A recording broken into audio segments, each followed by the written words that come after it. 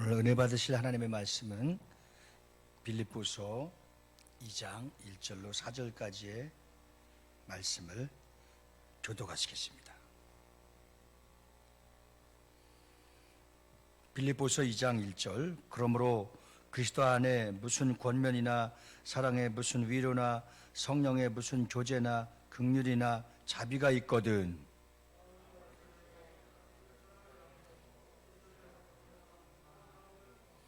아무 일에든지 다툼이나 허영으로 하지 말고 오직 겸손한 마음으로 각각 자기보다 남을 낮게 여기고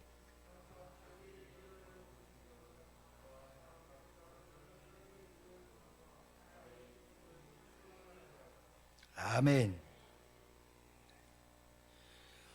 오늘 고통 중에도 누릴 수 있는 기쁨이 어떤 기쁨이냐면 주님 안에서 누릴 수 있는 기쁨입니다. 그래서 찬송가도 주 안에 있는 나에게 딴 근심이 있으랴. 어떠한 문제와 또 어려움이 있다 할지라도 하나님은 고통 중에서도 그 기쁨을 누릴 수 있도록 우리 모두에게 은혜를 주신 주님이십니다.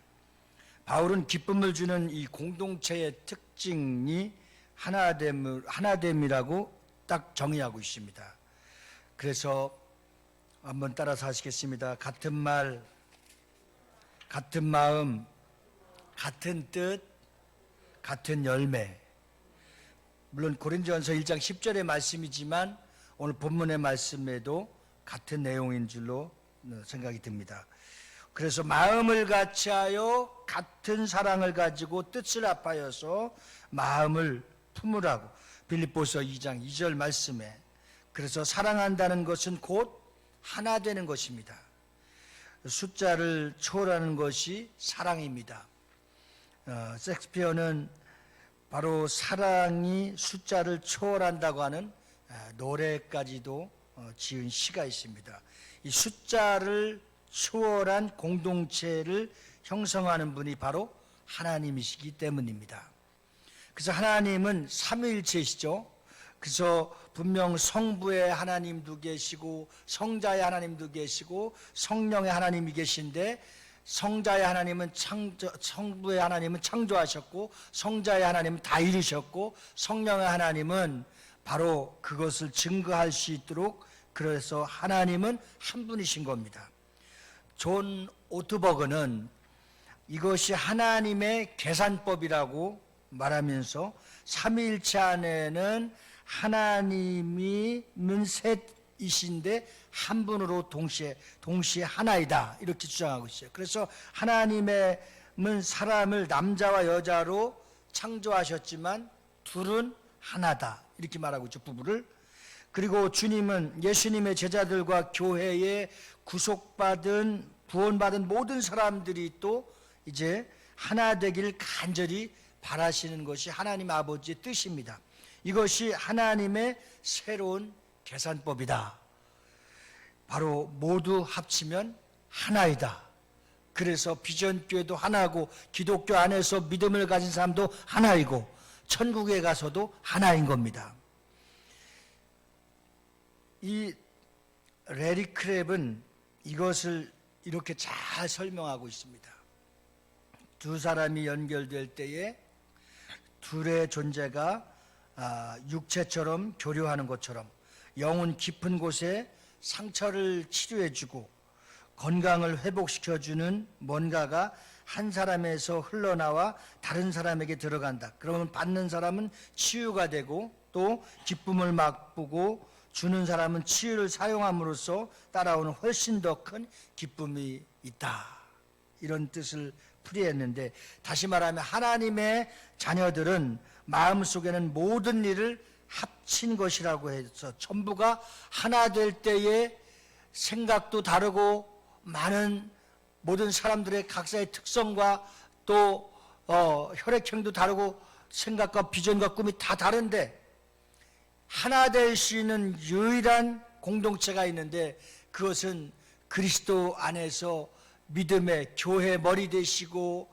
그의 또 모든 지체가 된 성도들을 통해서 하나 되고 일치되는 것을 주님은 바라시고 원하시고 기대하는 것입니다. 그래서 하나님이 아담과 하와를 만드실 때에 꿈꾸던 공동체가 바로 연결이라고 하는데, 연결을 통해서 기쁨을 충만하게 누리는 공동체를 만드신 것이 바로 하나님의 창조의 원리인 것입니다. 그런데 문제는 인간은 다투고 갈등의 소지를 갖고 있고 분열과 또 하나됨의 장벽을 건너지 못해서 많은 상처와 또 어려움을 갖고 있는데, 오늘 본문의 말씀을 통해서는 우리가 하나님께서 하나 되어서 합력하여 선을 이루시라고 명하신 교회의 결집과 합력과 하나됨과 연합이 가장 필요한 시대에 우리가 신앙생활 하고 있는 것을 충분하게 공감하면서 우리 모두가 같은 마음, 같은 뜻, 같은 생각, 같은 열매를 맺을 수 있는 하나님의 건강한 성숙한 공동체가 비전교회가 되기를 주님의 이름으로 축복합니다. 사도 바울이 편지를 보낸 빌립보 교회 중에 공동체 안에도 고통이 있었고 갈등이 있었고 분열이 있었습니다. 그래서 바울은 서로 싸우지 말고 더불어 살아감으로써 그의 기쁨이 충만한 해결책을 찾는 것이 무엇이냐? 같은 마음을 품고 같은 뜻에 순종하는 것이다. 이렇게 정의한 것입니다. 그래서 마음을 같이하여 같은 사랑을 가지고 뜻을 합하여 한 마음을 품어 아무 일이든지 다툼이나 허영으로 하지 말고 오직 겸손한 마음으로 각각 자기보다 남을 낮게 여기고 각각 자기 일을 돌아볼 뿐더러 또한 각각 다른 사람들의 일을 돌아보아 나의 기쁨이 충만케 하라. 사실은 주는 자와 받는 자에게 있어서 어떤 사람이 더 기쁘냐 하면 주는 자가 기쁜 거예요. 그래서 우리는 은혜를 받았습니다. 사랑을 받았습니다. 축복을 받았습니다. 구원을 받았습니다. 이 기쁨을 누가 더 기쁘냐? 이 기쁨을 계속 흘러보내고 주고 또 흘러보내고 주고 하면은 계속 하나님은 더 넘치도록 있는 자에게 더 풍성하도록 은혜도 부어주시고 지혜도 부어주시고 분열의 갈등도 다 하나님의 은혜로 채워주셔서 모든 것을 잘 극복해 나가서 건강한 하나님의 자녀로 우리를 세우고자 하는 것이 하나님의 뜻임을 믿으시기 바랍니다. 바울이 왜 이런 권면을 했을까요? 이는 이들 가운데 마음을 같이 하지 못하는 사람이 분명히 있었고 또 그들의 뜻을 같이 하지 않고 다툼이나 허영으로 일을 처리하는 사람들이 있었습니다. 그리고 자기 유익만을 생각하고 남의 유익을 생각하지 않는 사람들이 있습니다. 우리가 말할 때도 3번을 생각하라고 하는 지혜가 필요하다고 그랬어요. 내가 말을 함으로써 상대방이 위로가 되고 힘이 될까? 상처는 되지 않을까? 또 이 말을 해서 유익할까? 불이익할까? 이런 생각을 충분히 하면은 사실 우리는 우리 말을 하지 않고 하나님이 주시는 은혜의 말씀을 줄 수가 있습니다. 그래서 은혜의 말씀을 주면 하나님의 말씀은 살아있고 운동력 있어서 우리의 어떠한 상처와 어떤 아픔과 갈등도 치유할 수 있는 하나님의 능력이 하나님의 말씀이 있음을 믿으시기 바랍니다. 예수님을 잘 믿고 복음을 받아들이는 사람들, 함께 사는 공동체 안에서 여러 가지 갈등과 문제를 갖고 있지만 교회에서 문제가 있을 수도 있고 생활하다 보면 그 생명체 안에 갈등이 분명히 있을 수 있는 소지가 있습니다. 그런데 우리는 이 땅에 결코 주님 오시는 그날까지 이러한 갈등과 이러한 다툼과 이러한 허영심과 이러한 분열은 항상 도사리고 있습니다. 그래서 이렇게 어려움을 당하고 힘든 상황을 맞이한 이 시대에 우리가 이러한 갈등을, 이러한 모든 분열을 어떻게 풀어가야 될까 하는 것이 우리가 주님 앞에 구해야 될 기도의 제목이 되시길 주의 이름으로 축원합니다. 여러분, 요즘 일어나는 영적 상황과 교회의 정서와 이 행정명령과 이런 상황을 쭉 보면은 우리 마음들이 막 갈등이 오고 분열이 오고 생각의 차이가 오고, 그런데 분명한 것은 여러분, 몇만 명 모이는 목사님도 큰 건물을 지은 어마어마한 성전도 요즘 상황을 맞이하니까 중요하지 않습니다. 아무것도 아닙니다. 목사도, 큰 건물도, 유명한 목사도, 숫자를 많이 채운 목사도 어떤 누구도 자랑거리가 없음을 실감하게 됩니다. 그러면 이럴 때에 이 분열과 갈등과 어려움을 어떻게 극복할 것인가 하는 것이 오늘 사도 바울이 빌립보 교회를 향한 귀중한 생명의 메시지가, 지금 성령이 마지막 때에게 비전교회를 향하여서 말씀하시는 이 말씀을 통해서 분열과 갈등을 잘 이겨내고 극복하고 성숙하게, 더 오히려 건강하게 세워져 갈 수 있는 거룩하고 신령한 기회가 되기를 원합니다. 바랍니다. 기도합니다. 주님은 반드시 이 또한 지나가고 이 고통 속에서도 기쁨을 누릴 수 있는 하나님의 은혜와 하나님의 축복과 하나님의 거룩한 능력이 우리 안에 충만하게 채워진다고 한다면, 건강하고 바로 설 수 있는 교회의 특징이 무엇입니까? 이럴수록 마음을 같이하고 뜻을 같이하고 생각을 같이하고 같은 열매를 낼 수 있는 에너지가 있는 교회가 진짜 건강한 교회고 하나님이 기뻐하는 교회가 되는 것입니다. 더불어 사는 것은 어렵다는 진리를 따르지 않는다는 것입니다. 바울은 더불어 사는 것이 어렵다는 것 또한 잘 알고 있습니다. 빌립보 성도들에게 보낸 편지에서 그 사실을 인정하고 확인하고 또 그 상황을 잘 알기 때문에 바울도 빌립보에 있는 형제자매들을 위해서, 성도들을 위해서 눈물로써 기도했습니다. 이러한 상황을 어떻게 기뻐하고 또 다시 기뻐할 수 있는 기쁨이 충만한 빌립보 교회가 될 수 있을까? 그래서 빌립보 교회가 기쁨이 충만한 교회가 되기 위해서 쓴 메시지의 편지가 오늘 이 시대를 충분히 이해하고 터득하고 극복해 나가야 될 과제를 풀어갈 수 있는 은혜를 담은 오늘 메시지를 통해서 우리 교회도 이럴수록 더 합력하고 하나 되고 기도하고 이 문제를 떠안고 같이 울고 같이 기뻐할 수 있는 빌립보 교회와 같이 하나님의 은혜가 넘치는 교회가 되기를 간절히 소망합니다. 아담과 하와는 싸운 것이 아닙니다. 그들은 가인과 아벨이 싸웠습니다. 가인은 형제 아벨을 죽이기까지 했습니다. 아브라함과 롯도 함께 살다가 갈라졌습니다. 믿음의 조상 아브라함의 부인 사라도 이스마엘을 잉태한 하갈의 꼴을 볼 수가 없었습니다. 하갈이 낳은 이스마엘의 아브라함의 사랑을 받을 때 그 꼴을 볼 수가 없었기 때문에 결국은 이스마엘이 이삭을 희롱하자 드디어 하갈과 바로 이스마엘을 쫓아내고 맙니다. 하나님도 아브라함에게 사라의 말을 들으라고 말한 내용이 창세기 21장 9절로 12절에 있습니다.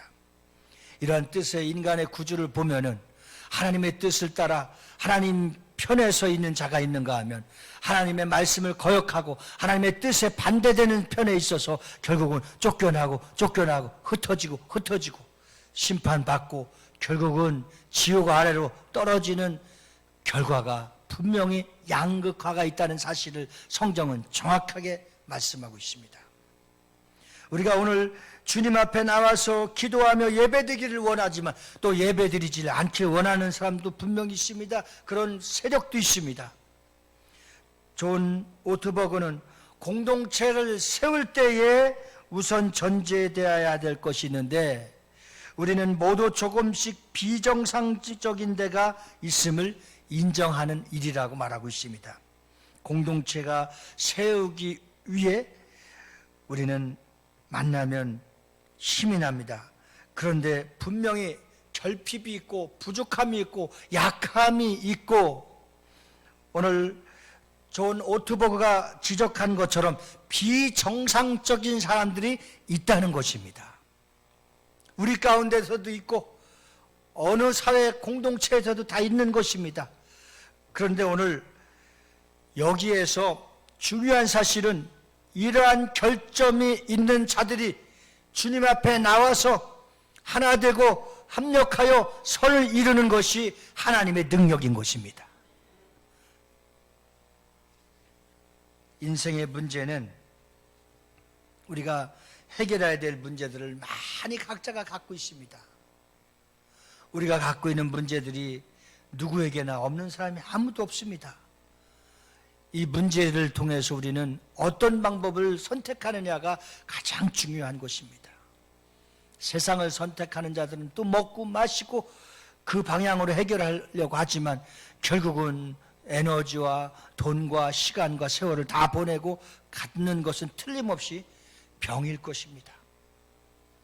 그러나 우리가 또 죽고 우리가 이 세상을 마감한다 할지라도 부끄럽지 않은 복음을 위해서 어느 민족, 어느 나라에 가서 말도 통하지 않고 음식도 맞지 않고 환경이 다른 곳에 가서 죽도록 복음 전하고 가르치는 사역하고 학교 세우는 사역을 하다가 의로운 죽음을 맞이한 사람도 있습니다.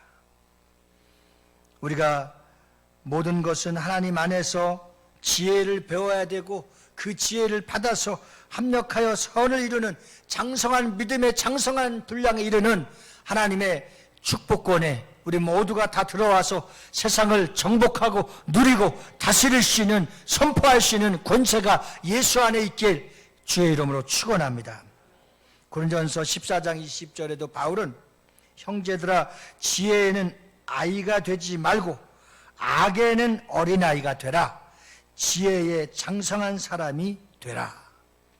인간관계의 기술은 지혜에 속한 영역입니다.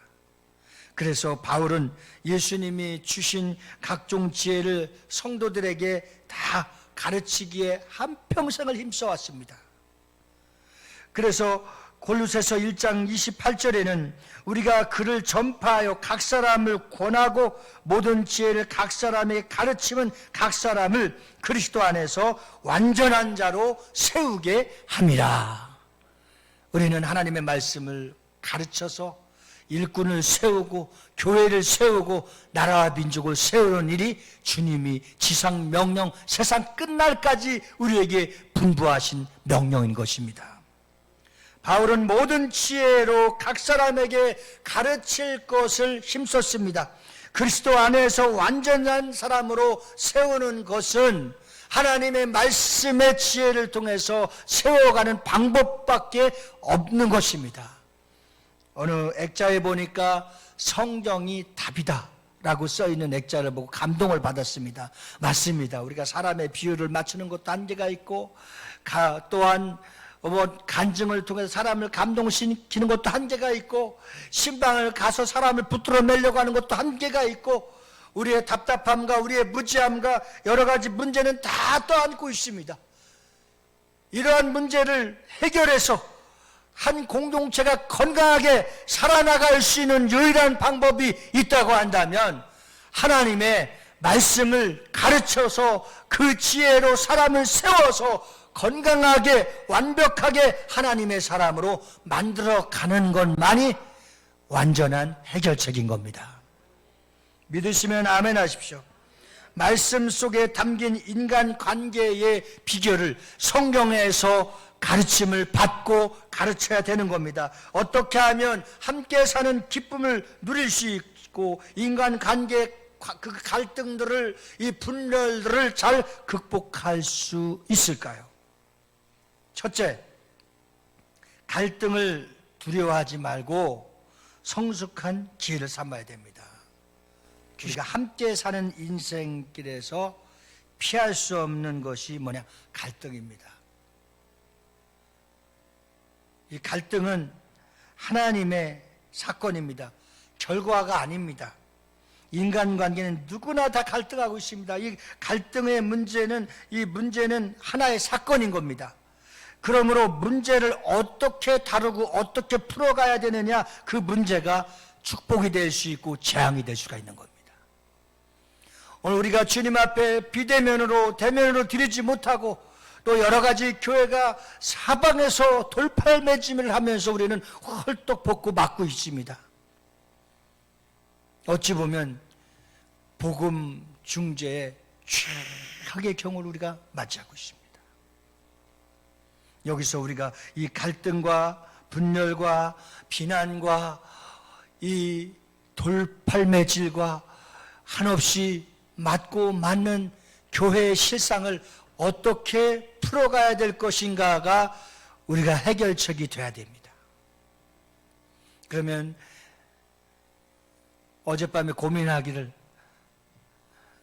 나같이 부족하고 연약한 자를 하나님이 써주시는 것만 해도 감사, 써주셨으니까 잘해야 된다는 것에 대한 하나님의 기대감에 어긋난 일이 없을까 많이 회개하고 많이 회개했습니다.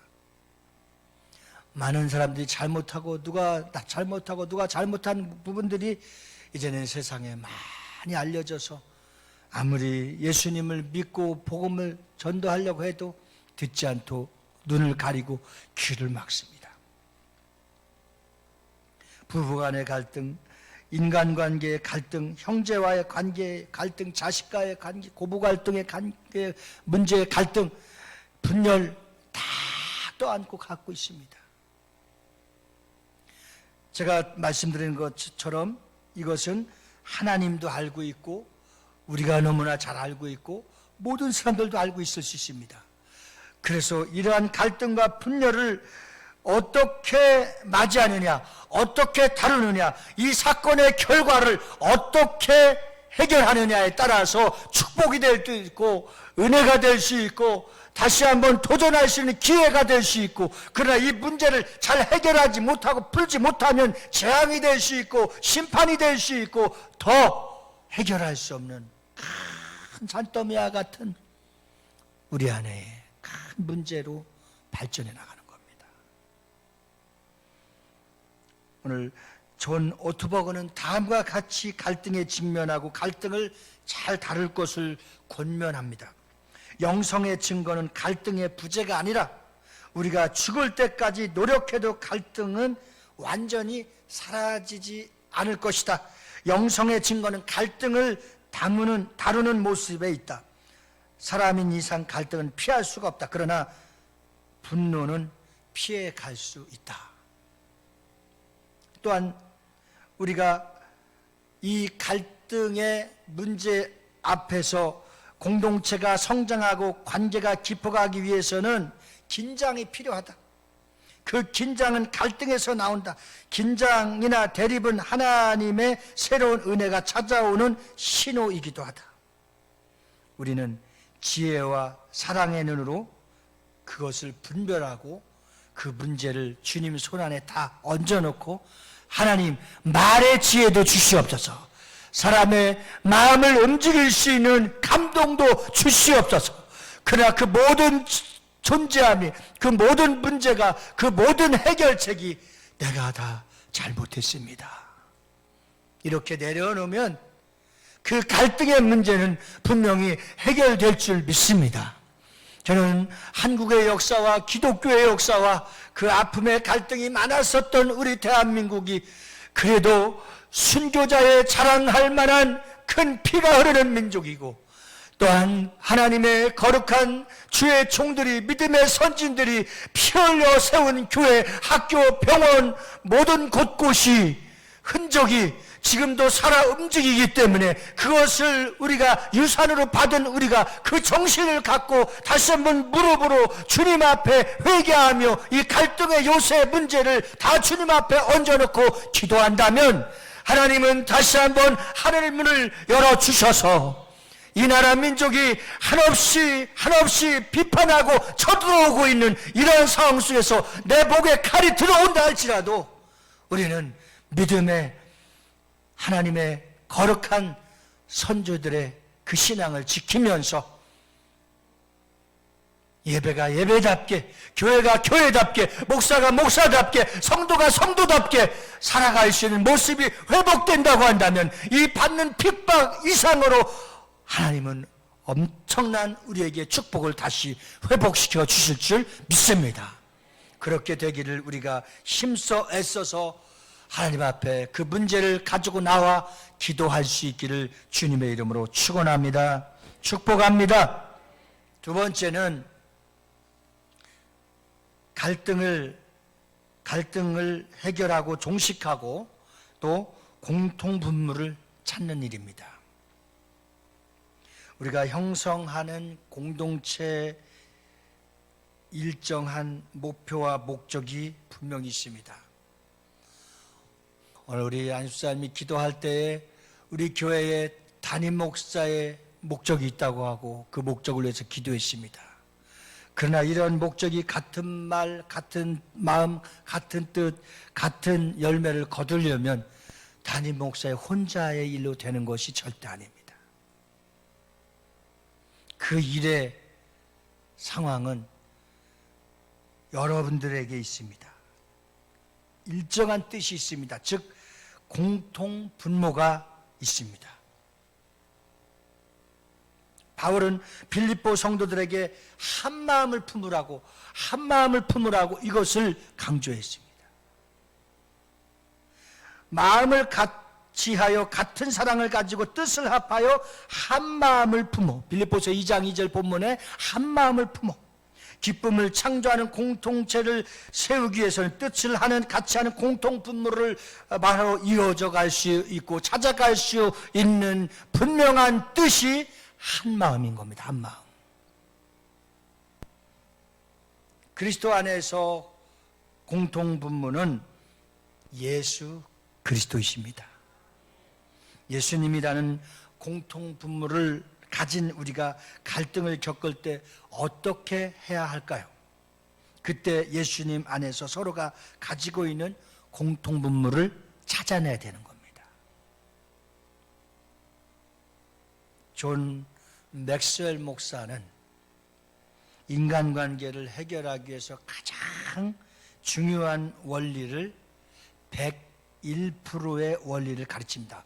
100%가 아닌 101%. 우리가 부족함을 말할 때는 98%를 말하는데 특이하게 존 맥스웰 목사님은 101% 원리를 가르칩니다. 이 101%의 원리란 모든 것이 달란트의 1%의 공통점, 이것만 찾으면 누구든지 다 성공할 수 있다는 거예요. 우리는 하나님이 주신 프로테지에서 여러분들이 잘할 수 있고 재능과 은사와 또 하나님이 여러분들에게 주신 선물을 통해서 찾으면 한 가지만 있겠습니까?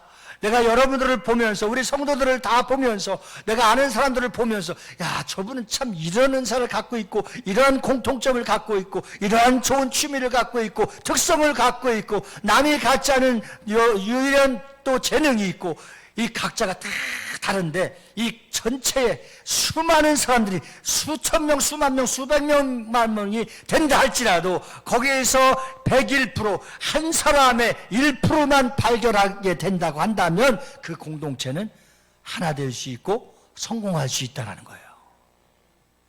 한번 여러분들 스스로가 잠깐 한번 스쳐 지나가듯이 생각해 보십시오. 하나님이 나에게 주신 것이 몇 가지가 있을까? 참 많아요. 제가 갖고 있지 않은 것이 우리 사랑하는 성도 여러분들이 참 많은 것 같아요. 존 맥스웰 목사님이 목회하던 교회 성도가 아주 어려운 성도가 있었습니다. 맥스웰 목사가 그 교회를 부임했을 때에 그 성도는 여러 가지 형태에서 있었는데 문제를 갖고 있었습니다. 두 분의 전임 목사님이 바로 그때 그 사람 때문에 떠났다고 하는 이야기들을 이제 많이 들은 거예요. 네. 인간관계의 갈등 속에서 괴로워하던 맥스웰 목사님 자신의 가정과 그들의 가정의 공통점을 딱 찾아낸 거예요. 전임자들 두 분을 통해서 많은 사람들이 떠났다.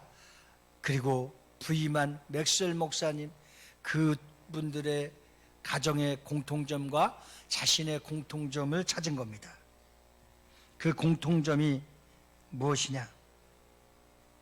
그 가정도 두 자녀들을 입양했고 맥스웰 목사님 가정도 두 자녀를 입양한 겁니다. 맥스웰 목사는 어느 날 2살 난 자신의 딸 엘리자베스를 데리고 그 가정을 신방했습니다.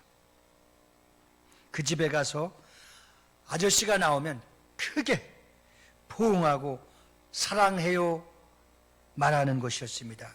그 집에 도착해서 문을 두드리자 그 사람이 나왔습니다. 엘리자베스가 그를 포옹하며 사랑한다고 말했습니다. 그 순간 그 사람은 그 자리에서 울기 시작했습니다. 그 완고한 마음이 그 사랑의 포옹을 통해서 그 공통점을 갖고 있는 약함의 문제를 통해서 행함으로 그 영혼을 사랑하고 포옹하는 그 순간에 그 완고한 마음과 교만이 다 녹아져 내린 것입니다. 인간관계에 어려움을 만났을 때에 우리는 공통분모를 찾아서 대화를 시작해야 됩니다. 두 사람이 함께 바라볼 수 있는 예수님이 계신다는 것을 인정하면서 하나님 안에서는 우리가 갈등이 있고 문제가 있고 다 어려움이 있지만 거기에 공통분모는 예수님 안에서는 하나 될 수 있다는 것입니다. 살아날 수 있다는 겁니다. 해결할 수 있다는 겁니다. 치유될 수 있다는 겁니다. 이것을 찾아서 두 사람이 함께 바라볼 수 있는 목표가 있는데 그것이 발견되는 그 순간 불행도 축복으로 슬픔도 기쁨으로 악한 마음에서 선한 마음으로 돌아설 수 있는 하나님의 은혜의 해결책이 우리의 삶을 통해서 이 자그마한 행동과 자그마한 움직임을 통해서 계속해서 많은 사람들을 얻어줄 수 있기를 주님의 이름으로 축원합니다. 세 번째는 그리스도 안에서 문제를 풀어가십시오. 모든 문제는 그리스도 안에서 풀되 어떻게 풀어야 되느냐? 기도로 풀어야 됩니다. 문제가 생기면 우리는 언제나 밖을 내다봅니다. 그리고 기억할 사실은 모든 문제 해결은 우리 안에 있다는 것입니다. 이것을 발견하기만 하면 해결책이 될 수 있는 거예요. 가까운 데 있다는 것입니다. 멀리 있고 우리하고 상관없는 사람들은 무슨 문제가 되고 갈등이 분열이 오겠습니까? 그리스도 안에서 모든 문제 해결책은 그리스도 안에 있습니다. 그래서 빌립보서 2장 1절 말씀에 그러므로 그리스도 안에 무슨 권면이나 사랑에 무슨 위로나 성령의 무슨 교제나 긍휼이나 자비가 있거든. 여기서 중요한 핵심의 말씀의 포인트가 뭐냐? 그리스도 안에라는 말씀입니다. 그리스도 밖으로 나가면 안 됩니다. 어떤 분이 그런 질문을 했습니다. 이번에 코로나 바이러스를 통해서 교회를 떠나고 주님을 떠난 사람들이 얼마나 많을까요? 그런 의문적인 질문을 들었습니다. 그러나 우리는 이러한 갈등과 분열과 아픔과 주님을 떠나고 교회를 떠나고 기독교를 떠나는 이러한 현실이 분명히 있을 수 있습니다. 그런데 그 문제를 밖으로 가지고 나가면 사단의 밥이 돼서 결국은 죽는 것입니다. 그러나 그 문제를 가지고 그리스도 안에, 교회 안에, 목회자 안에 가지고 오면 살 수가 있는 것입니다.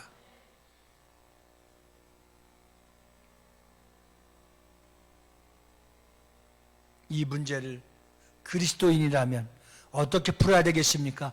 성경으로 풀어야 되는 겁니다. 이 문제를 어떻게 해결해야 되겠습니까? 복음 안에서 문제를 해결해야 되고 기도로 해결해야 되고 성령님 안에서 이 문제를 해결해야 되는 것입니다. 다른 곳으로 갖고 나가기 때문에 교회가 법정 싸움에 걸려들고 싸우고 패거리가 되고 밖으로 나가 세상 법정에서 싸우게 되고, 이거 얼마나 부끄럽고 얼마나 주님 보시기에 주님의 마음을 아프게 하는 것입니까? 오늘 어떠한 갈등과 문제가 생기면 그 일을 놓고 모든 문제는 예수 안에서 다 기도로 풀어나갈 수 있기를 주님의 이름으로 축복합니다. 부탁합니다. 그리고 마지막 네 번째는 겸손과 순종으로 이제 공동체를 세워야 됩니다. 겸손과 순종으로 공동체를 세워나가야 되는 겁니다. 제가 가끔 어리둥절하고 참 마음이 고통스러울 때가 있습니다. 이 목사도 상처가 될 때가 있습니다. 그것은 뭐냐?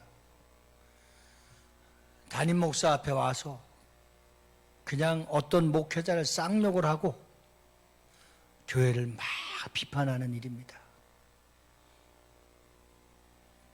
결국은 한마디로 유권 해석을 하면 본인이 진짜 예수를 믿는다면 자기 얼굴에 침 뱉는 겁니다. 또 그렇게 강력한 의지를 갖고 있는 사람들을 보면 그렇게 신앙생활 성공적이지 못한 사람들입니다. 제가 왜 오늘 이렇게 온라인을 통해서도 제 설교를 두 방송에서 듣는 사람들이 약 300~400명 듣고 있습니다. 제가 오늘 교회의 문제, 목회자의 문제, 우리의 문제를 그냥 숨기고 덮고 감싸려고 하지 않습니다. 다 내놓고 중요한 사실은 비판하려고 하는 것이 아니라 문제를 해결해야 된다는 사실입니다. 이것을 조금 더 겸손하고 조금 더 마음이 온유하면 결국은 잘 믿다가 쓰러진 사람도, 잘 가다가 길을 잘못 헤매는 사람도, 제가 광야라고 하는 사진을 한번 엊그저께 영상으로 보니까 아무것도 없어요. 광야는 캄캄한 밤, 낮에는 그냥 햇빛만 쫙 쬐는 광야예요. 우리 인생이 이런 인생을 살아가다가 우리 주님이 그 많고 많은 사람들 가운데 우리를 불러주셔서 이 광야 같은 세상을 잘 버텨가고 이겨가고 서로 살아가고 서로 기도해 줘야 되는 것이 마땅한 그리스도인입니다. 교회라고 목사라고 함부로 입을 그렇게 까고 비판하는 사람들도 한번 생각해 보시기 바랍니다. 그렇게 멋지게 살고 있습니까? 그렇게 잘났습니까?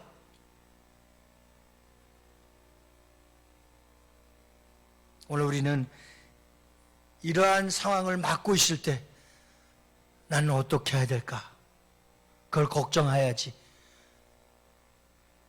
이렇게 잘못된 부분에 대해서 바로 세울 수 있도록 나라도 기도하면서 믿음으로 순종하며 말씀으로 돌아가 겸손하며 모두를 다 긍휼히 여기시는 은혜를 달라고 우리는 기도해야 될 줄 믿습니다. 오늘 이 자리를 빌어서 사랑하는 우리 비전교회 성도님들, 또 온라인 예배와 또 이 영상을 한 주간 동안 보실 사랑하는 모든 시청자 여러분들, 저는 그렇게 생각합니다. 비판하지 마십시오. 맞은 데 더 때리면 살아날 힘이 없습니다. 혹 신천지나 이단이나 잘못된 집단에 빠졌다 할지라도 그들을 야고보서 5장에 나온 것을 통해서 돌이켜서 그리스도 예수 앞으로 돌아올 수 있도록 힘쓰는 자가 큰 자입니다. 아버지의 마음, 넉넉한 마음을 갖고 우리가 사랑이 없는 곳에 그리스도의 사랑을, 분열이 있는 곳에 그리스도의 일치를, 정말 우리가 평화의 기도를 잘 생각하면서 기도할 수 없으면 그 평화의 도구라고 하는 노래라도 부르면서 우리는 비판에 누구를 칼질하고 누구를 비난하는 일에 서지 않고 그들의 아픔과 고통을 함께 붙들고 포옹하고 울며 함께 이 힘든 위기를 잘 극복해 나갈 수 있는 지혜가 필요합니다. 그래서 우리 모두가 기쁨이 충만한 공동체를 세우기 위해서는 많이 울어야 됩니다. 자신보다 공동체의 유익을 먼저 남을 생각할 수 있고 배려할 수 있는 은혜가 있기를 주의 이름으로 축원합니다. 그러기 위해서는 다툼이나 허영을 버려야 되고, 부득이 싸움이 시작되었다면 무너뜨리는 싸움이 아니라 서로를 세워가는 선한 경쟁력 있는 싸움이 되기를 주님의 이름으로 축원합니다. 그를 세우기 위해서는 더 섬기고 위로하고 힘을 주고, 그 모든 자들에게 남이 줄 수 없는 칭찬을 마음껏 인색하지 않고 발산해서 그 마음들을, 그 아픔들을 세워져 나갈 수 있는 평화의 도구로 우리 모두가 쓰임받기를 주님의 이름으로 축원합니다. 부득이 공동체 안에서 싸움이 시작되었다면 무너뜨리는 싸움이 아니라 서로 세워가는 싸움이 되기를 소망합니다. 그러기 위해서는 선한 싸움을 싸워야 될 터인데, 이 선한 싸움을 싸우는 것은 무엇입니까? 우리를 위해서 핍박하는 자들, 오늘날 한없이 퍼붓는 공격에 흔들리지 않고 말씀을 붙들고 겸손하게 주님의 뜻을 기다리며 잘 지혜롭고 슬기롭게 극복해 나갈 수 있는 믿음의 부유한 자가 되시길 주의 이름으로 축원합니다. 축복합니다. 그래서 우리 모두가 이번 한 주간 기쁨이, 고통 중에서도 기쁨을 충만하게 확산해 나가고 누릴 수 있는 거룩하고 건강한 비전있게 사랑하는 성도들이 다 되어지기를 주님의 이름으로 축원합니다. 이제는 우리 구주 예수 그리스도와 하나님 아버지의 극진하신 사랑과 우리 주 보혜사 성령님의 내저로 교통 충만 역사하심이 오늘 그리스도의 사랑으로 하나 되어서 합력하여 선을 이루어 갈등과 분노를 다 뛰어넘어 하나님의 사랑으로 무한민에게 복음을 전파하도록, 그렇게 살도록 결단하고 돌아가는 저희 무리들을 위해 비대면으로 온라인 예배를 드리는 모든 자들과 이 방송을 시청하고 함께 은혜 받는 모든 사랑하는 성도님들, 가정과 직장과 사업장 위에 이제로부터 영원 무궁토록 함께 있을지어다. 아멘.